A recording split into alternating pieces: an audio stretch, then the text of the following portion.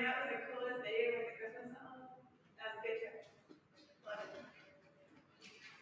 All right, so Merry Christmas.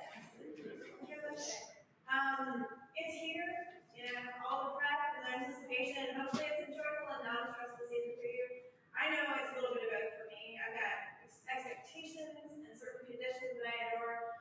And this year I've already been to several Christmas parties. I just finished wrapping up the presents like today.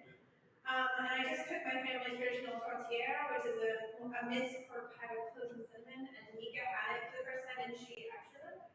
So I'm like, you got your French Canadian badge. Bonus. And now we're gearing up for celebrations for the next 2 days. My husband's family, my kids at home, my stepson and his mom, my family. It's crazy, it's a lot, but we love it. So one of my favorite family holiday traditions is called the oplaki. So, and this is a tradition that originated in Poland. You can see it up there. So right before the Christmas meal, the family gathers around the table with the oplaki, which is like a giant communion wafer.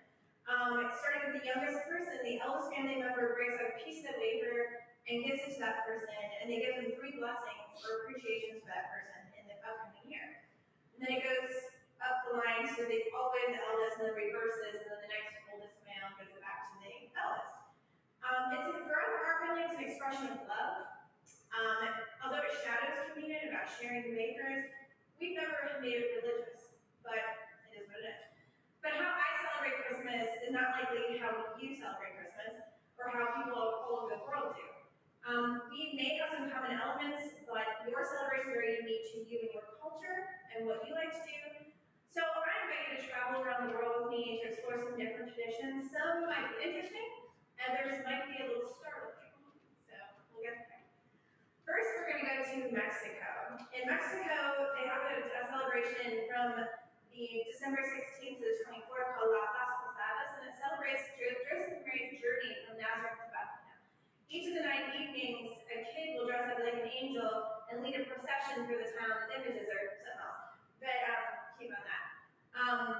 They, carry candles to the town. There's musicians, there's adults. They go to all these houses and ask for lodging, and then people are like, no lodging here. So it's kind of a representation of that. But then at each house, they give them food. And the night ends with smacking a piñata shaped like a star. And lots of candy. This up here is another tradition in Mexico. It's in the state of Oaxaca. And this is actually where my brother-in-law's from. They have this weird event called the Noche de Rabanos. And it's the night of the radishes. It is a crazy, creative radish carving competition. They chemically enhance huge radishes, and then they carve everything from nativity scenes to fantastical monsters to whatever, and it brings thousands of visitors to the city. It's weird. Luckily our kids do it, but the stuff is kind of crazy. Next, we're going to go to Puerto Rico. So Puerto Rico, we say. They have a tradition called the parranda, and it's a holiday social event that features traditional Puerto Rican music, food, and drinks. It's kind of like Christmas caroling, but on crack a little bit.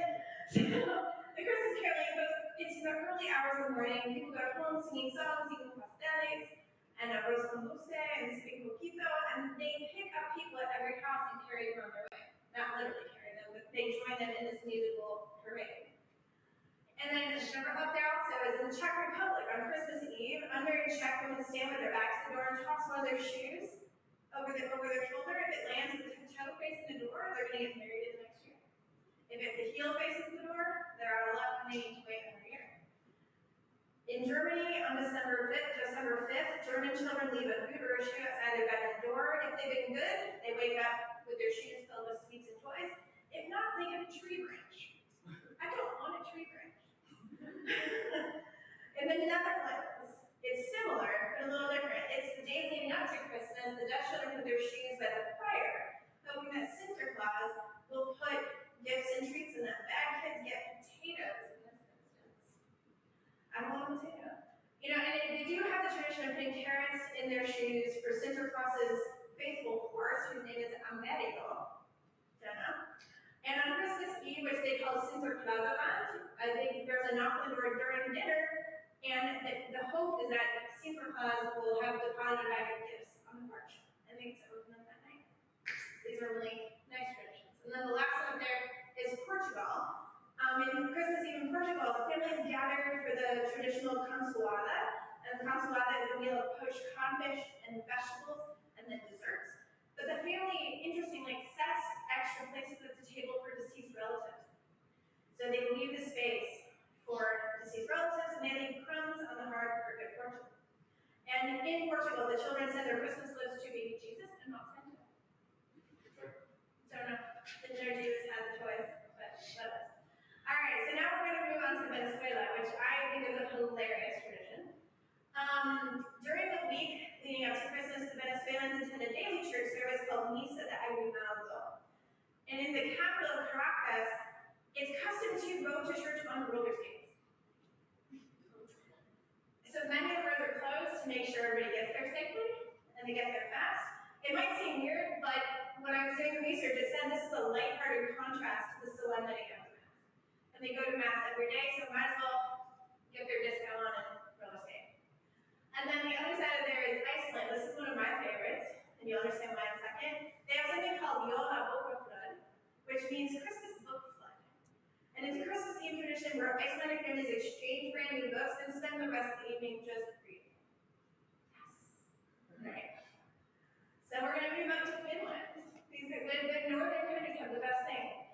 So most of the ones in Finland have their own sauna. It's a thing. And at Christmas, it's a sacred place that they associate with bone-dead ancestors, hence the ghosts. And on Christmas Eve, it's customary to strip down naked and take a long, respectful sit or respite in the sauna, which is also believed to be the home of the legendary sauna elf. That's what the elf is. But after the sauna sessions, the Finns head out for evening celebrations while the ancestors take up space in the steamers.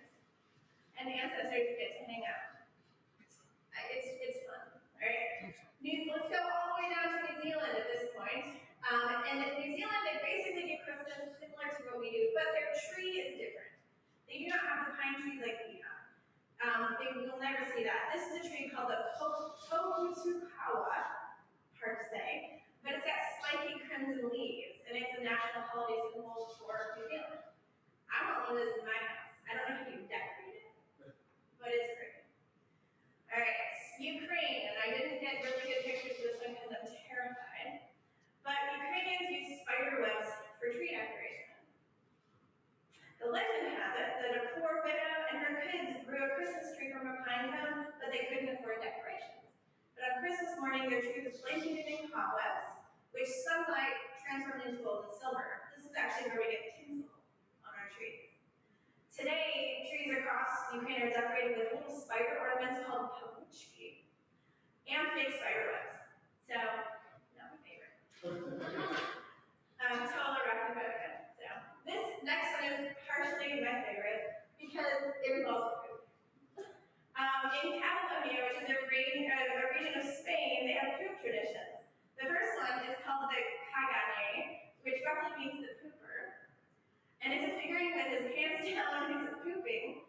And it's usually a peasant, but it could be like caricatures of newsworthy people of the day. So like celebrities, they'll dress them up.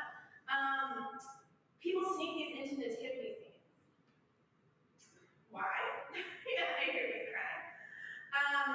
It's been done since the 18th century, but one theory is that it represents the fertilization of the earth, which yields to abundance and good luck. And another theory is that it represents the mischief and evil that's novelist and balances out the purity of the nativity scene. Why not? And then the other one is on the other side. This is called Kagapio, and it's the pooping log. This is a small log with a smiling face and sometimes a hat, and it sits on the dinner table throughout the month of December. The children feed it fruits and nuts and sweets, along with a blanket. But then in a morbid twist on Christmas Eve, they beat it with a stick until it poops out presents. Right? And then they sing a song when they're beating the log that roughly translates to, if you don't crack well, I'll beat you with a stick. And then the presents appear. Parents like kids go outside and parents drop presents. Weird stuff. Okay? Not judging, just weird. Kind of want one for my table. Just good stuff. All right, so we're moving on. We're going to talk about some strange foods that people have at Jerry will not be happy with this one. But in Greenland, each Christmas people eat something called mattak. And mattak is raw whale skin with a little whale blubber. You can just have to put that downstairs. And kiviak, which is made by wrapping a small Arctic bird in sealskin and burying it for months and then eating the decomposed flesh. Dedication. Not my favorite thing to eat at Christmas. Okay. And then in South Africa, let's make it a little less gross. South African local kids look forward to eating these festively colored fried caterpillars from the pine tree emperor moth. And if you swallow them, you get extra luck in the coming year. Who's up for caterpillars? We eat crickets. That's all. But then we have Japan, which is a little less gross, but this is what they eat for Christmas. It's called Kentucky for Christmas. And literally it's getting a big bucket of KFC and a bottle of wine. Japanese people only really started celebrating Christmas in the 1960s with confections and cakes and stuff, but then 1970s KFC came, launched a campaign, and it stuck. So if you want KFC for Christmas, go to Japan. Alright, moving away from the food. Alright, Christmas is also around the world a season of mischief makers. So in Iceland, the Icelandic kids don't just get Santa Claus, they get 13 mischievous trolls that roam the countryside.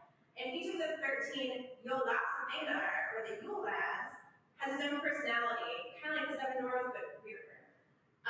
You get doorway sniffer, spoon licker, pot licker, bowl licker, sausage swiper, candle stealer, curd gobbler, and window keeper. They take turns visiting children who leave shoes at their bedroom windows, and give them presents to good kids and rotting potatoes to bad kids. Something about too. Also present is their evil witch mother. Right? Who threatens to steal away the bad children, and a dad figure who this actually says, he's not evil, just lazy. I'm like, what? But similarly in Denmark, and also in Norway and Sweden, sometimes each family has what's called a nisse. And it'll go to the next one. A nisse is a gnome who just wants to eat. He just wants to be fed. And on Christmas Eve, they leave him a bowl of sweet rice porridge called raisinbrod, or Reisenbrod. Not sure exactly. So he'll be good and bring them good fortune. If you don't leave out the food, he plays tricks on the household and makes life difficult. And so, but just like Santa, nobody ever sees Nissa. And each family has its own. In Norway, which is on the bottom right there, they believe that Christmas Eve coincides with the arrival of evil spirits and witches. Why not? So they hide all their rooms before going to sleep, so the rooms aren't broken into pieces by a joyriding witch. Done. And it's going to get weirder, promise. Alright, so in Sweden, there is something called the Yule goat, which is a man-sized goat figure. It's led by St. Nicholas, and it dates back to the 11th century and has the power to control the devil. In the 17th century, young men dressed up as this creature and pulled pranks and demanded gifts. But by the 19th century, it had just become a really kind giver of gifts. Weird how traditions change. Today, you'll basically just see it as ornaments made out of straw and red ribbons. People don't typically dress up with it. So maybe you think some of those are strange. Who's ready to implement one of those? Yeah? But then there's some really terrifying ones, which we'll get into now. Okay. In Italy, Italian Christmas is celebrated with a wine-drinking witch called La Befana.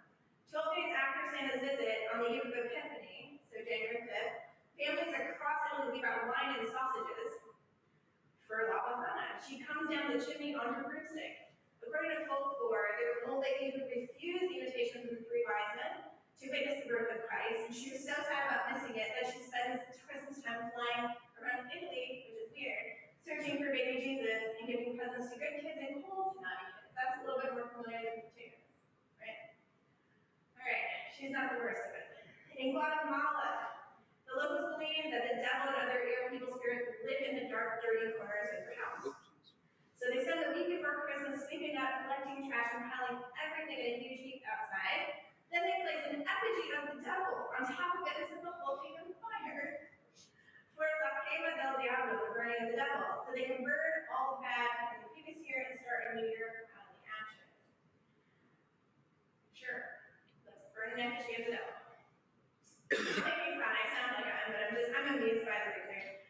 So in Iceland, which is another great one, was where a giant thing called the Jólakötturinn, a Yule cat, is as big as a house, is said to roam around snowy countryside at Christmas as an enforcer of good behavior through fear. Traditionally, those who finished their chores in time for Christmas got new clothes, while the lazy people did not. And so on Christmas Eve, the Yule Cat will eat anyone who didn't get new clothes. Want to be eaten by a giant cat? No. Wales is no different. It's no less creepy. In Wales, they have a culture, they have a celebration named Mary Lloyd.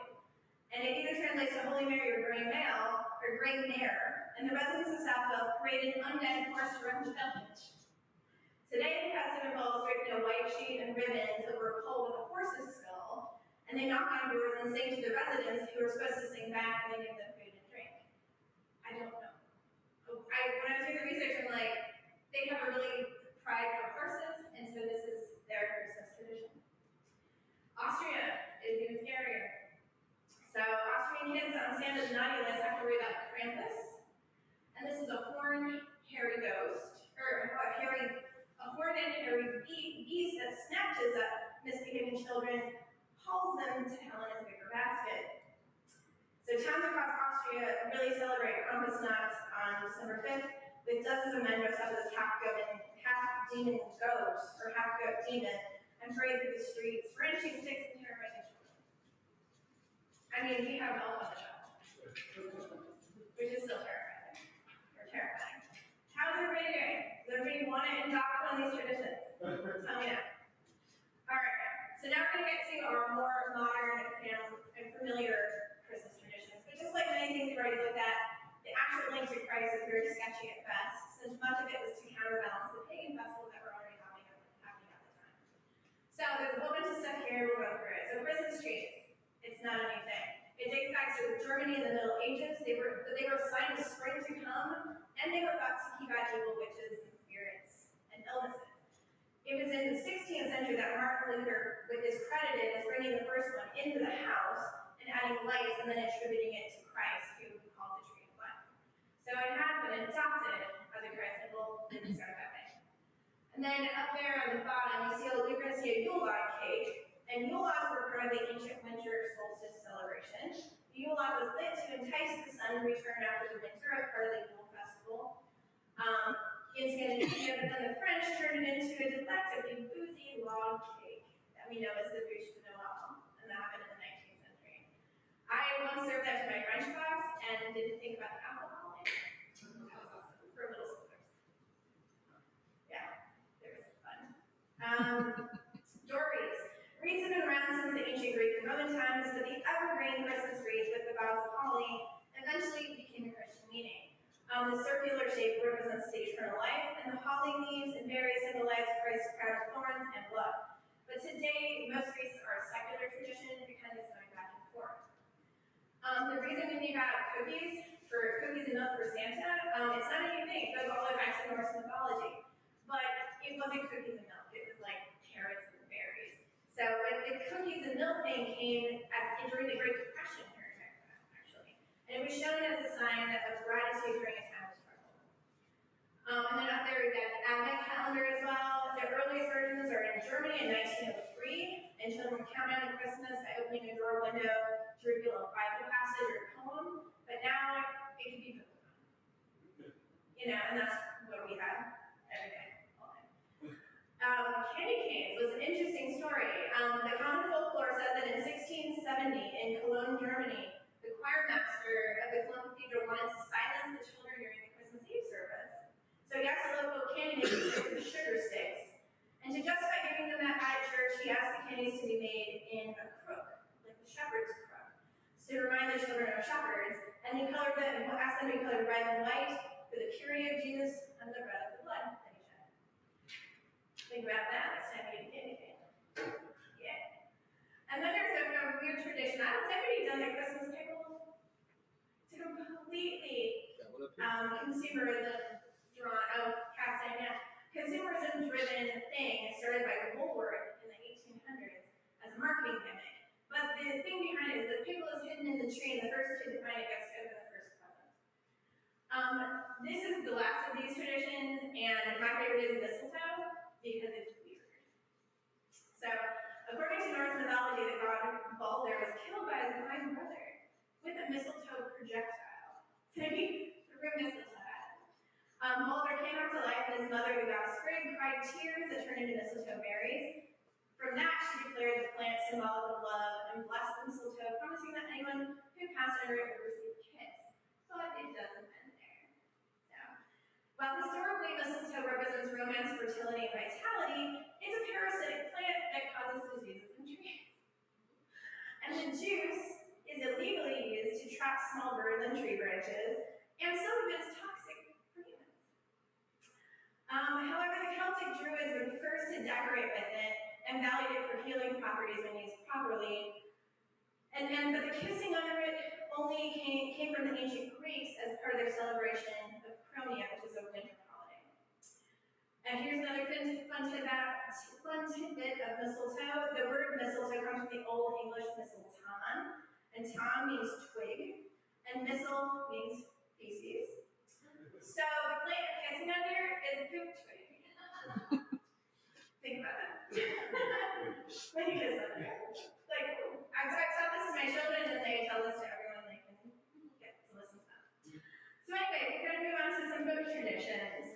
Two of the most famous books that have really made Santa in America who he is today is A Visit from St. Nicholas, also known as The Night Before Christmas. You know, it's sort of the night before Christmas and all through the house and a creature was stirring. It was a classic poem written in 1822 by Clement Moore, but he hated it and he was embarrassed by it, so he rejected it until 1844. He was not excited that this got popular, but it's how we picture Santa a lot, and the sugar plum fairies and all that, or the sugar plums, not fairies.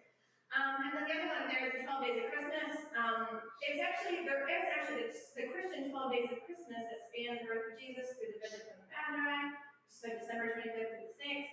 But the earliest version of it that is recorded is in 1780. But then the one that we know today only happened, I didn't write down the date, but it was a poem set to music. Some other books that I didn't put up there or other stories that we know that we have is A Christmas Carol by Dickens with Scrooge. It's a very popular one. And A Christmas Story with, don't stick your tongue on a metal pole. Of course, The Grinch and Rudolph. So stories play a huge bit in forming what we think about our Christmas culture. So now we talk about why Christianity and Christmas are different. Everything I showed you, shouldn't? I don't know. But Leslie went into this part extensively 2 weeks ago, but just to recap, the date of Jesus' birth is not 100% certain, and the details around it very well might be contrived. And in fact, the Christians in Egypt came to regard January 6th as the date of the Nativity. So we were just talking about Epiphany earlier. So there's some, and the Eastern Orthodox Church has some differences in their dates too. And the Gospels say nothing about the date of Christ's birth, and the early church didn't even celebrate it. Christmas really didn't even start until 336. It started in Rome. So, and it wasn't even a major Christian festival until the 9th century. It's not until the 800s. Is that right? Yes. So why do we have it? Since ancient times, the season that we now know as Christmas was the midwinter celebration of winter solstice. I know I mentioned that a few times. It's also called the Nativity of the Sun, like the sun in the sky. And the pagan festival was held to celebrate that the worst of winter was over, longer days were coming, and frankly that they had survived another winter. That was an actual concern. Thanks to global warming, today the date is the beginning of the awful weather, as we figured out this week. Yeah, things have shifted. Okay, so in Scandinavia, the Norse have celebrated Yule and Yuletide, and it goes from December 21st through January by burning fires and feasting for an entire 12 days. So they just light things on fire and eat. In Germany, though, it took a darker turn because many of the people believe that the pagan god Odin would watch his people from the sky during the winter solstice, deciding who would survive the winter and who would not. So it's kind of like Santa's naughty and nice list, but for death. Not a good thing. But this kind of counterbalanced that. And in the warmer places like Rome, people celebrated Saturnalia in honor of Saturn, the god of agriculture. Again, to celebrate the end of the worst of winter. And it was also a time when social order was turned on its head completely. The slaves and peasants ruled the city and celebrated with plentiful food and drink. So it was a flipping of the classes. And it kind of makes Christmas into the charitable season that it is. But then when Christianity was still new, nobody really, like I said, nobody really celebrated Jesus or the birth of Jesus. But it was the 4th century, and Pope Julius chose to celebrate it on December 25th to conveniently time itself to absorb the traditions of Yule and Saturnalia in an effort to transfer the heathen's devotion over to Jesus. And this created a battle, sometimes literally, in bloodshed, between the pagans and Christians. And we can still see elements of that today with all the commercialism and consumerism and everything that goes into it. But in the, by the Middle Ages, Christmas had almost completely replaced the pagan holiday and kind of overlapped it. So again, that's probably why we have a lot of the traditions that we do. But what does all this mean? Why should we celebrate Christmas at all? Okay, so I don't personally think that anything that talks about should compromise Christmas. The origins of the holiday are what they are, but for me, like when I hear the Christ like in Christmas, I just have to sigh. Well, it's not wrong to do that. I remind you to think about the origins of Christmas and strive to lose the judgment so you can embrace the joy of what it's meant to be. And how you celebrate Christmas is completely up to you. But my hope is that however you do celebrate, just find something meaningful in the spirit of the celebration. Because for me, it's a time bound by reflection, joy, abundance, warmth, light, festivity, family, friends, and really just focusing on the beauty and the wonderful, loving harmony that life should be. It's a time of good cheer and good blessing. So I'm going to stop here and just, I'm going to say celebrate, however you want to celebrate. I wish you a Merry Christmas in all of its forms. And in the words of Tiny Tim, God bless us, everyone.